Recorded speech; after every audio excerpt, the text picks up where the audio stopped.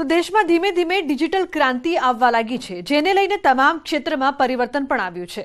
તો પીજીવીસીએલ પણ હવે આ ડિજિટલ ક્રાંતિમાં પાછળ નથી રહ્યું। પોરબંદર જિલ્લામાં આગામી સમયમાં પીજીવીસીએલના જૂના મીટરો દૂર કરી પ્રીપેડ સ્માર્ટ વીજ મીટર લગાવવામાં આવી રહ્યું છે, જેને લઈને લોકો જેમ મોબાઈલમાં રિચાર્જ કરે છે તેમજ પ્રીપેડ સ્માર્ટ વીજ મીટરમાં રિચાર્જ કરીને વીજ પુરવઠો મેળવી શકશે।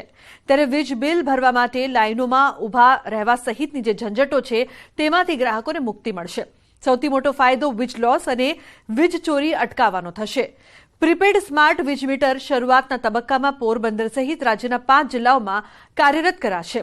ત્યારે આ પ્રીપેડ સ્માર્ટ વીજ મીટર માટે અંડરગ્રાઉન્ડ કેબલ નાખ્યા બાદ હાલમાં જે રીતે વીજ ચોરી તેમજ વીજ ફોલ્ટના પ્રશ્નોથી પીજીવીસીએલને રાહત મળશે, તેમજ ગ્રાહકોને પણ વિક્ષેપ રહિત વીજ પુરવઠાની સાથે સમયના બચાવ અને સસ્તા ભાવે વીજળી મળશે।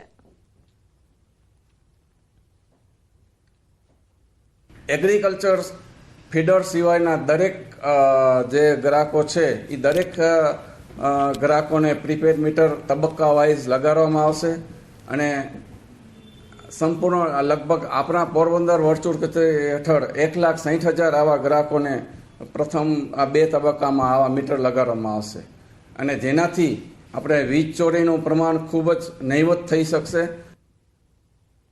તો વંદે ભારત ટ્રેન સાથે પ્રાણીઓ અથડાવાની ઘટના અકસ્માતોની આ ઘટના બાદ રેલવે તંત્ર હવે એક્શનમાં આવ્યું।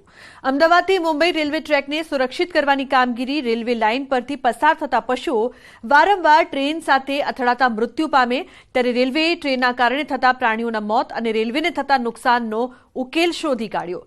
રેલવે મુંબઈથી અમદાવાદ સુધીના 622 કિલોમીટર લાંબા રૂટ પર મેટલ બીમ ફેન્સિંગ લાગવાનું કામ યુદ્ધના ધોરણે શરૂ કરવામાં આવ્યું। 245.26 કરોડ રૂપિયાના ખર્ચે કામગીરી શરૂ થઈ છે। ફેન્સિંગનું કામ મેના અંત સુધીમાં પૂર્ણ કરવાનો ટાર્ગેટ છે। તો મુંબઈ અમદાવાદ વંદે ભારત એક્સપ્રેસ ટ્રેન 30 સપ્ટેમ્બરે શરૂ થઈ હતી। અત્યાર સુધીમાં 6 થી વધુ પશુઓ તેની ઝપેટમાં આવી ચૂક્યા છે। मुंबई और अहमदाबाद के बीच में पश्चिमी रेलवे द्वारा जो मवेशियों के टकराने की जो घटनाएं होती है उसको रोकने के लिए मेटल फेंसिंग बैरियर जो है वो लगाए जा रहे हैं। ये पूरे 620 किलोमीटर का जो क्षेत्र है उस पर दोनों तरफ जो है ट्रैक की फेंसिंग की जा रही है, जिससे ट्रेनों का संचालन सुगम और शीघ्र होगा और पशुधन की हानि भी पर भी रोक लग सकेगी।